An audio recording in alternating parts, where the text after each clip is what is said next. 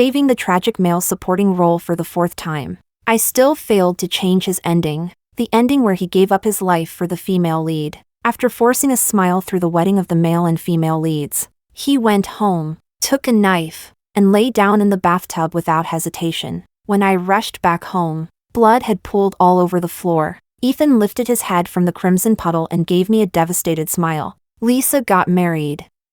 This time, I really can't hold on anymore, but seeing her happy, I'm truly glad for her. Watching his face drain of color so quickly, my eyes reddened, my voice trembling. What about me?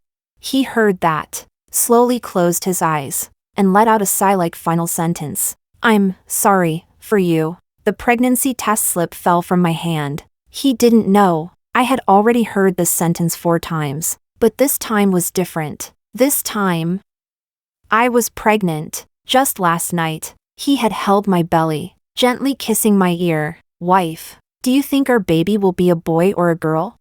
Unfortunately, that question will never receive an answer. In the system's alarm, my world was restarted once again. When I opened my eyes again, the 18-year-old Ethan was cornered at the mouth of a familiar alley. Blood stained the corner of his lips as he looked past the group of people, and his gaze landed directly on me. Chapter 1. The young man leaned quietly against the wall, his school uniform washed so often it looked pale, his face bruised. A few punks with hair dyed in all kinds of colors surrounded him, shoving him while hurling nasty insults. He didn't fight back, didn't even raise a hand to shield himself. His eyes remained fixed on where I stood. I had lived through this scene countless times. Every time before this, I had rushed over without hesitation, shielding him, scolding the punks, protecting Ethan. But this time, my feet felt nailed to the ground, because in my previous life, I had accidentally seen his diary. It turned out that in this bullying,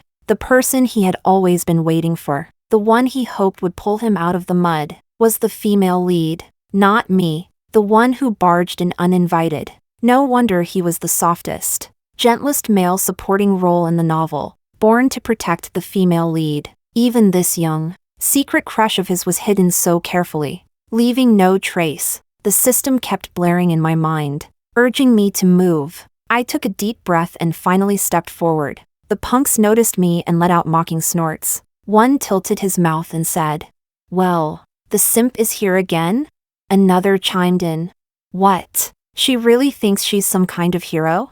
I ignored them and walked straight toward Ethan. Crouching down, he raised his eyes to look at me, not surprised, only resigned, as if he'd already known I would come. I reached out my hand toward him, and picked up the flatbread that had fallen in front of him, patting the dust off it. "Good. It's not dirty," I muttered quietly, taking a bite. It was still warm. Inside were the fried egg and lettuce I had specially added for him early this morning, because he never ate breakfast. I would make something different for him every day. Chewing the bread, I looked up at the punks and said with a muffled mouth, "Sorry, wrong person. You guys can continue." For a moment, the entire alley fell silent except for the sound of my chewing. Ethan froze, those always gentle eyes showing confusion for the first time. His face went pale. He pressed his lips together tightly and turned his head away. I ignored him, munching my bread as I walked past him. Chapter 2. When Ethan stepped into the classroom right as the bell rang, a large portion of his clothes was already soaked through. He glanced at me, lips moving slightly as if he wanted to say something. I avoided his eyes, lifted my book to create a barrier between us, and let my thoughts drift far away. Back then, when I accepted the system's missions, I had chosen the supposedly simplest task without hesitation, redeemed the gentle male supporting role. I naively thought saving someone who looked kind and gentle wouldn't be difficult at all. The first time, I approached him as a friend. I helped protect him from his drunken father's domestic violence, paid his mother's medical bills, and accompanied him out of his darkest days, watching him step by step become a world-renowned scientist. On the night before his award ceremony, when I proudly went to deliver flowers to him, instead, I received an invitation to his funeral. The last words he left me were, "I'm sorry," but what he left the female lead, Lisa, was a 3-page long letter.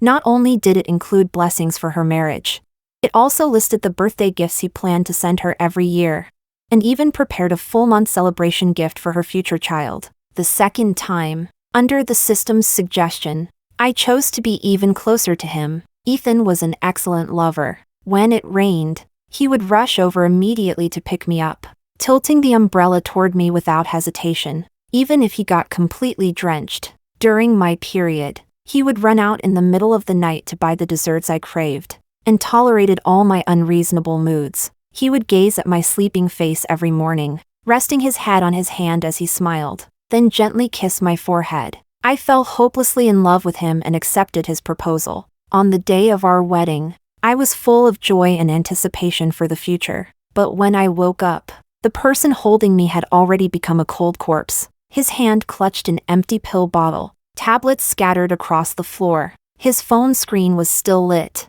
showing that moments earlier he had liked Lisa's post about her marriage certificate. I unlocked his phone and found dozens of unsent messages in the drafts, all wishing Lisa happiness. The third time, the fourth time, it was always the same. One moment, he'd be messaging me, "Wife, what do you want for dinner tonight?"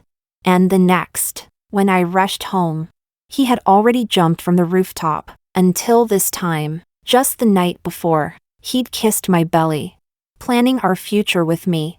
I had already drafted my application to remain in this world until the end of my natural life. But after watching the male and female leads walk toward their happy future, as if completing some destined mission, he once again ended his own life. When I saw the bathroom stained entirely in red, the world I had been holding together finally collapsed. I had worked so hard, guarding every possible moment the female lead might trigger his despair, but I could never stop it. I finally understood.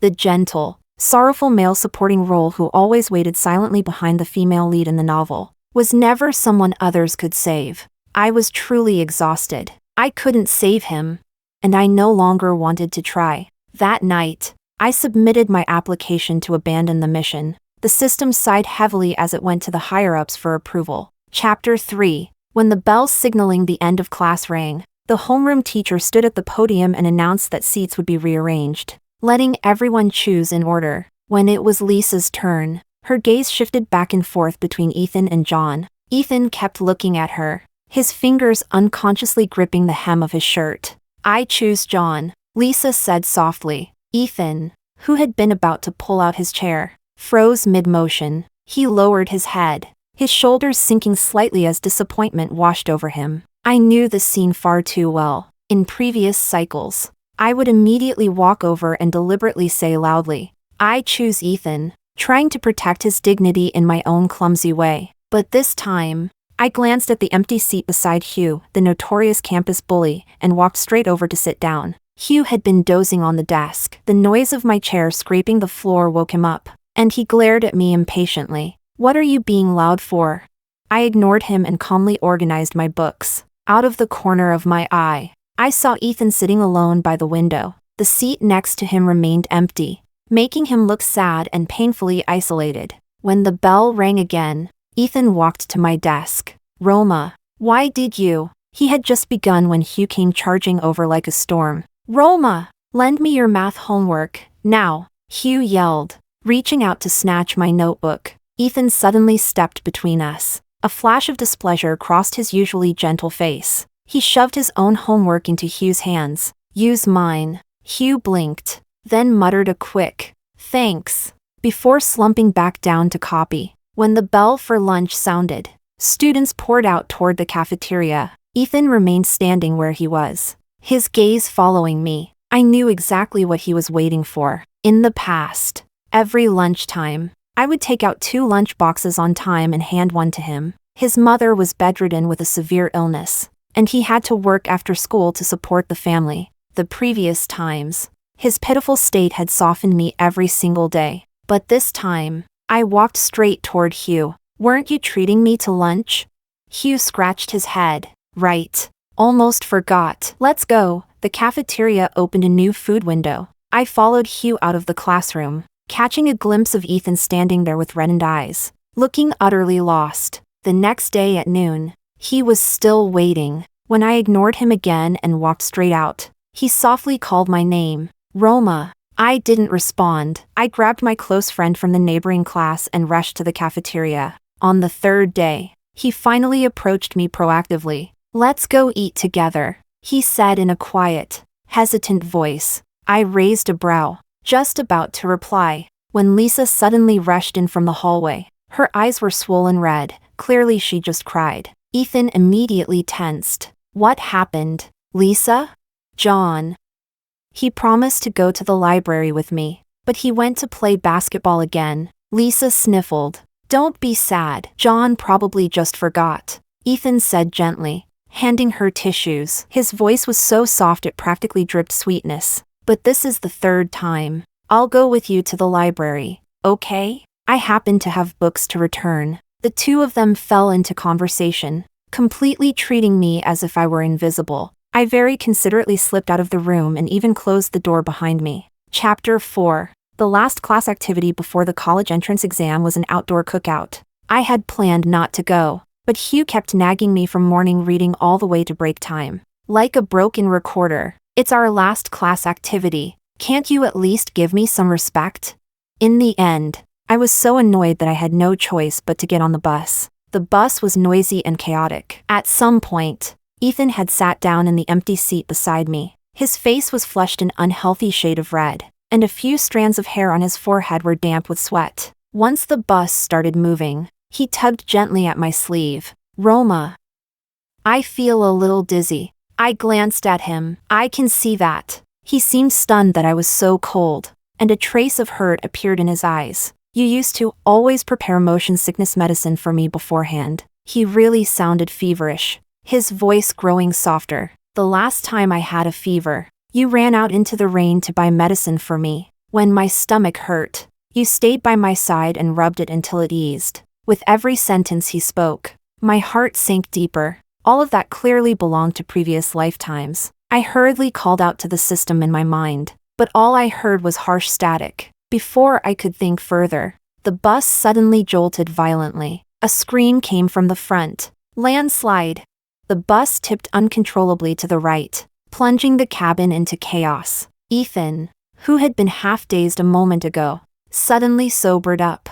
Almost instinctively, he lunged toward Lisa in the front row, shielding her with his back. I was thrown around by the impact. Hugh let out a wail while using his arm to block flying debris from hitting me. "Desk mate, this time you owe me homework, copying rights all the way until finals," he yelled through gritted teeth. When the bus finally came to a stop, everyone helped each other off. Lisa was completely unharmed, supported by John. Ethan, however, had a deep gash on his arm from protecting her, so deep the bone was visible. Blood had soaked through his uniform sleeve. He sat alone on a roadside rock, head lowered as he tried to tend to his wound. When he looked up toward Lisa, his eyes were dim with disappointment. Hugh nudged my elbow. "Hey, aren't you gonna check on him?" I was cleaning Hugh's arm wound and clicked my tongue impatiently. "Brother, worry about yourself first." The cotton swab soaked in disinfectant pressed against his cut, and Hugh yelped and hopped around in pain. Rubbing my ears, still ringing from his screaming, I suddenly felt a stare on me. I turned my head. Ethan was staring blankly at me. He pressed his lips together, his eyes faintly red. I looked away and was about to turn around when he called out to me. "Roma." His voice was hoarse. "I can't wrap this wound with one hand. Can you help me?" I let out a short, incredulous laugh. "What does that have to do with me? Go find the person you got hurt for." The grievance in his eyes vanished instantly, replaced by sudden brightness. "Are you upset because I was close to Lisa? I swear, she and I are really just." I cut him off. "You two could be mother and son and it still wouldn't matter to me. Move, you're blocking the way." He froze.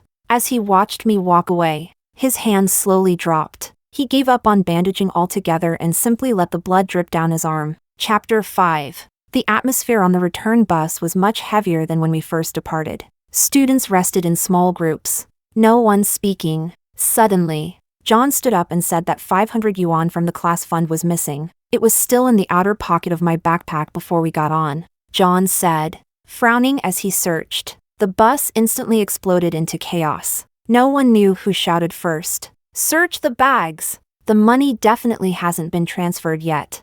Amid the noisy agreement, Ethan quietly tightened his hold on his worn-out backpack. That tiny movement immediately drew attention. "Ethan, what's in your bag?" a boy asked. Ethan's face turned pale in an instant. "Just books." "Let us see." A few boys grabbed his backpack without giving him a chance to refuse. The bag was yanked open and everything spilled out. A few old books, a tattered wallet, and a stack of loose bills. "What's this?" John picked up the stack and counted. "Exactly 500. Ethan shook his head frantically. "This isn't the class fund. It's my mom's medicine money for the month." "Yeah, right," a girl said sharply. "Everyone knows how poor your family is. Where would you get 500 yuan? All the students stared at him with disdain. In the end, Ethan looked toward Lisa, his voice hoarse. "Lisa, you know I just got my part-time salary yesterday." But Lisa looked at him with disappointment. "Ethan, I really didn't think you'd do something like this. If you need money, you can talk to us. How can you steal class funds?" Ethan's eyes shattered instantly. He opened his mouth, but no sound came out. Watching him stand there so helpless, I suddenly remembered how, in every past lifetime, I was always the first to stand up and defend him whenever he was misunderstood. But this time, even though I didn't want to stay entangled with him anymore, I also didn't want to pretend I hadn't seen the truth. Finally, I raised my hand and pointed at the luggage rack. "Isn't that what you're looking for?" Everyone looked up. A stack of bills was wedged in the gap between the luggage racks. Silence fell over the entire bus. Students looked at each other, too embarrassed to speak. John was the first to react, murmuring an apology. Lisa's cheeks flushed red as she muttered, "Sorry." But Ethan just stared at me, his eyes bright with a startling intensity. When we got off the bus, he hurried after me, breathless. "Roma, wait!" I stopped and looked at his flustered expression. The wound on his arm had begun bleeding again, staining the temporary bandage. "Just now, thank you." He pressed his lips together, speaking awkwardly. I nodded, stepping back. "It's fine. It just happened to be you. If it were someone else, I'd have pointed it out too. I just happened to notice the money. I figured it out." "Roma." I had just taken a step when he grabbed me again. He spoke urgently, eyes flickering with fear. "I know I was wrong before. I shouldn't have always revolved around Lisa. I'll keep my distance from her from now on. I swear. Just don't ignore me. Let's try again this time, okay?" Hearing this inexplicable promise only confirmed what I had suspected. He really did have all his memories. Since that was the case, I didn't bother playing riddles with him anymore. "Ethan," I cut him off directly, my voice calm, surprisingly calm, even to myself. "I remember everything, just like you do. Every lifetime, I remember it all." All the color drained from his face. You remember?" I couldn't be bothered to explain. I turned to leave, but he still blocked my way. "Roma, what are you two doing?" Hugh suddenly appeared from who knows where, barging between us with his usual brash grin. "What are you whispering about? Let me in on it." I took the opportunity to pull away. "Nothing. We're going the same direction, let's go." Hugh grinned and followed after me. What I didn't know was this. After I walked away, Ethan remained standing exactly where he was, staring at the direction I left, lost and desolate. His injured arm hung weakly at his side. With his other hand, he slowly, bit by bit, picked open the wound that had just stopped bleeding, until fresh blood soaked down his entire arm once more. Chapter 6. Ever since that day, Ethan became like a silent shadow, appearing in every corner of my life. After school, he would follow 10 meters behind me, making sure I returned home safely. Every morning, a warm bottle of milk would appear on my desk. When it rained, an umbrella would already be waiting at the classroom door. All the careful kindness he once reserved for Lisa was now entirely directed at me. I tried returning the milk to him in person, but he only lowered his head and said,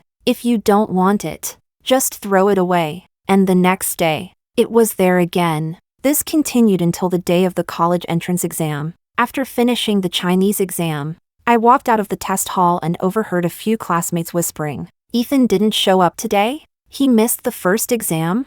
I heard his dad beat him so badly this morning he ended up in the hospital, lost a lot of blood. My footsteps faltered. In previous lifetimes, I would always arrive at his house early at this time, blocking his drunken father. But this time, I didn't. Later, I heard that while he was beaten black and blue, he kept murmuring, "Roma will come save me." But this time, there was no Roma. I easily completed all the exams, and as I walked out of the last test hall, the long missing system notification finally sounded. "Host, your request is approved. It'll take a bit more time before you can leave the world. I've prepared a plane ticket and money for you. You can take a vacation abroad." I looked up at the crowd outside, bustling with parents holding flowers to welcome their children. Among them, I saw Ethan. He stood at the very edge of the crowd, gauze taped to his temple, his arm in a sling, quietly watching me. When our eyes met, his gaze brightened as if he wanted to walk toward me.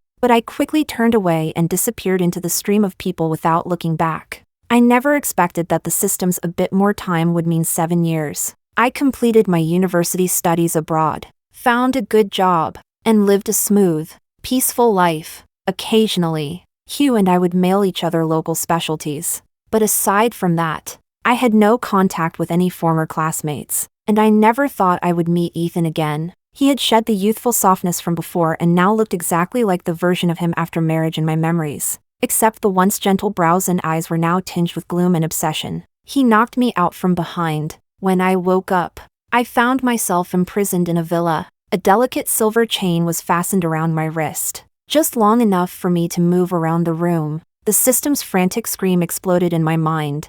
"Host! How did he go off the deep end?" We checked multiple times. His core attributes were a gentle, sorrowful, devoted male supporting role. There was no Yandere or obsessive trait detected. I rubbed the aching back of my neck. I don't know about Yandere, but a man who killed himself 4 times just because the male and female leads got married? If that's not obsessive, what is? The system's tests were never reliable. Ethan entered the room carrying a tray. He carefully set the food on the bedside table, his voice gentle. "You're awake." He sat beside me, his fingers brushing softly against my cheek. "I've searched for you for 7 years.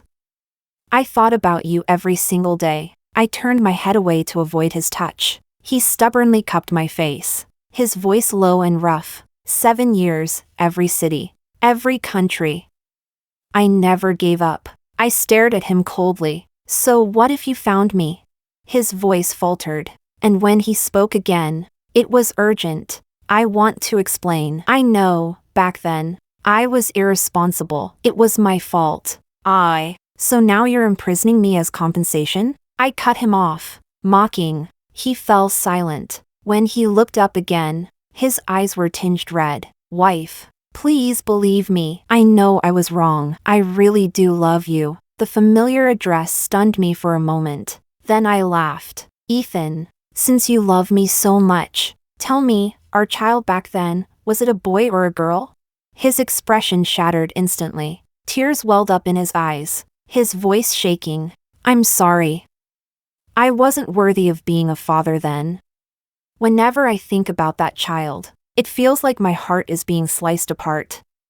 I know it's too late to say this, but Roma, please give me a chance. Let me spend my life making it up to you. Wife, I love you. I really love you." Watching his pained expression, I closed my eyes. Whatever. There were only 3 days left before I left this world anyway. Chapter 7. For the next 2 days, Ethan treated me with such meticulous care that it bordered on fearful devotion. He remembered all my preferences. Every dish he cooked was something I loved.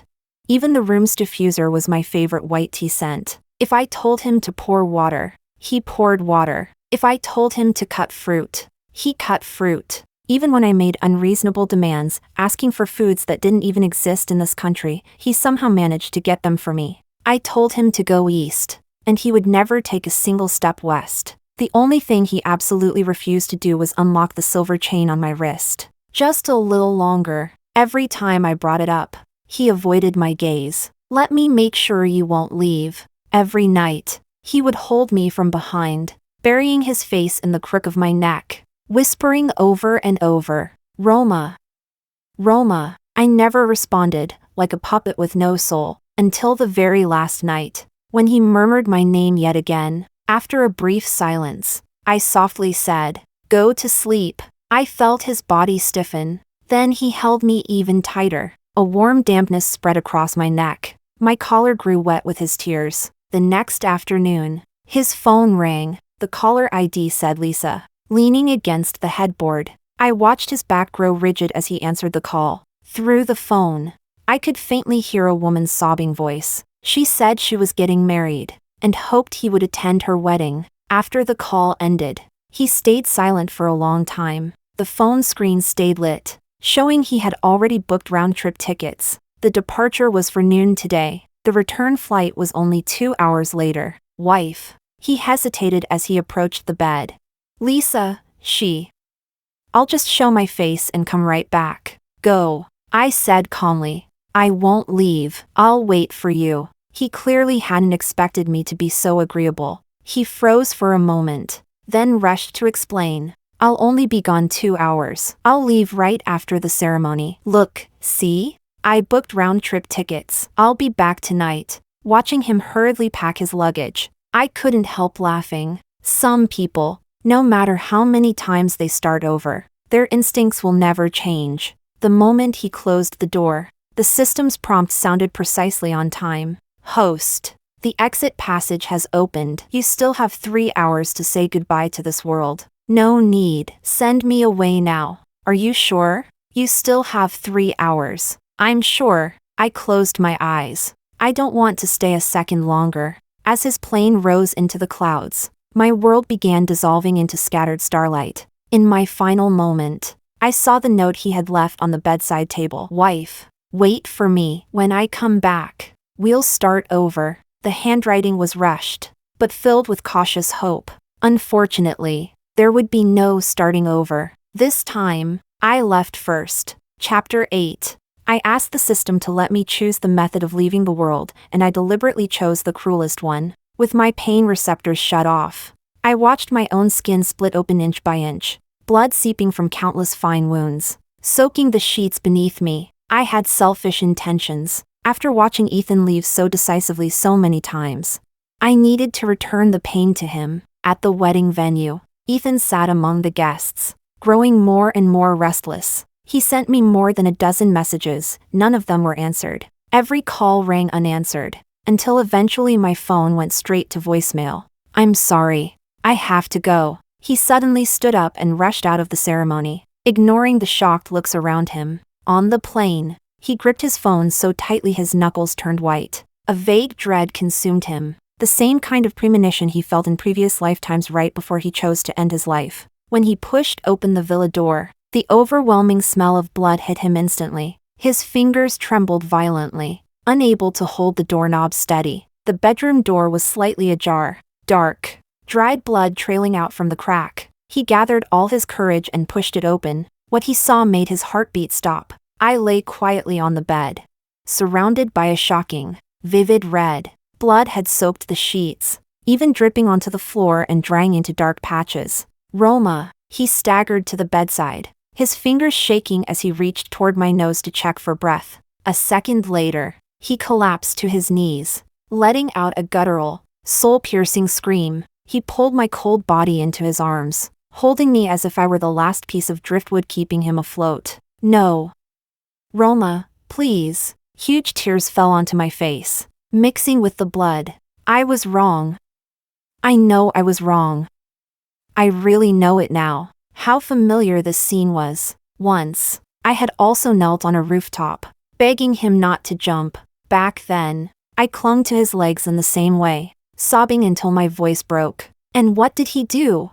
He gave me a sad smile, gently pried my fingers off him, and without hesitation, stepped into the air. You were begging me just like this back then. He choked out the words, guiding my cold palm to his cheek. But I actually did that to you. His sobs slowly quieted, dissolving into a hopeless murmur. So this is what it feels like, to watch the person you love most die right in front of you. But by then, I could no longer see or hear anything. In the very last moment before my consciousness completely left this world, the only thing I saw was his blurry figure kneeling in a pool of blood. The system's soft chimes sounded. Task world exit completed. Host. Welcome back. Chapter 9. After returning to my own world, I immediately took on a new mission. This time, I carefully selected an entrepreneurship script. A self-made businesswoman who fights her way to the top and becomes an industry giant. As for those lousy redemption scenarios,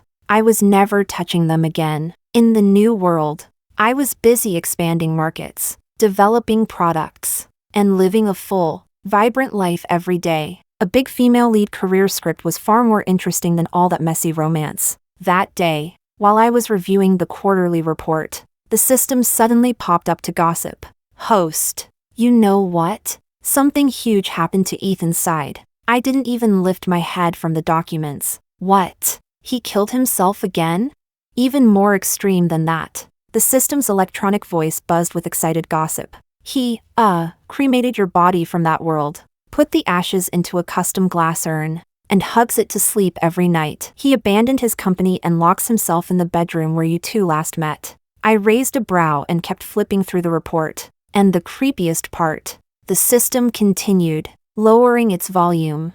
He somehow gathered every trace of you from all those worlds, photos, videos, even things you used.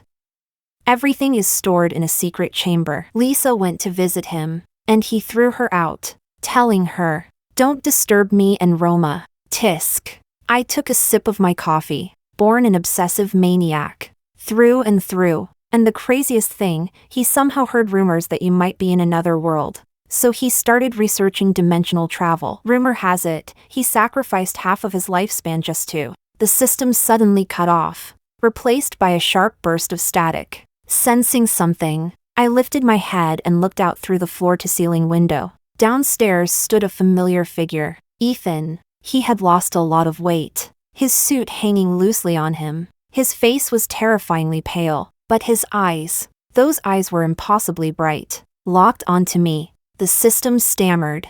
He actually found you. I met his gaze calmly, even gave him a small smile. Then I withdrew my eyes and pressed the internal intercom button. Anna, prepare the paperwork. We're moving up the acquisition of that tech company. Host? Aren't you going to hide? He's literally downstairs. What's the rush?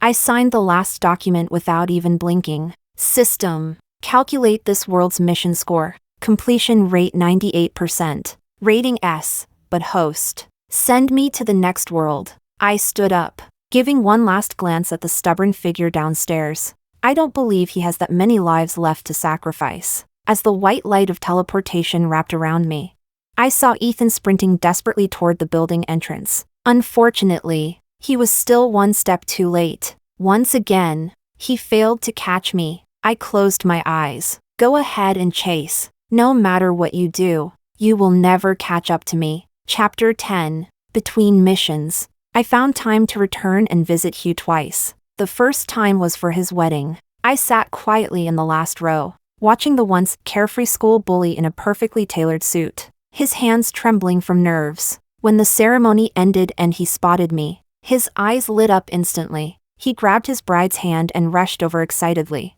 Roma, this is my desk mate I always told you about. He beamed as he introduced me, then turned back to me proudly. This is my wife, Fiona. The bride smiled gently and handed me wedding candy. Hugh talks about you all the time. He said you always let him copy your homework back then. Looking at the happiness on his face, I suddenly remembered that rainy day in senior year, how he used his injured arm to shield me from falling debris, grinning through the pain. And now, he had found his own perfect ending. Good for him. The second time I returned was for his baby's 1-month celebration. The tiny chubby baby lay in the crib, blowing bubbles. Hugh was fumbling with formula milk, complaining. This little ancestor is impossible to serve. Yet the smile in his eyes betrayed how much he adored the child. How are you doing now? He asked as he burped the baby. Still drifting abroad all by yourself?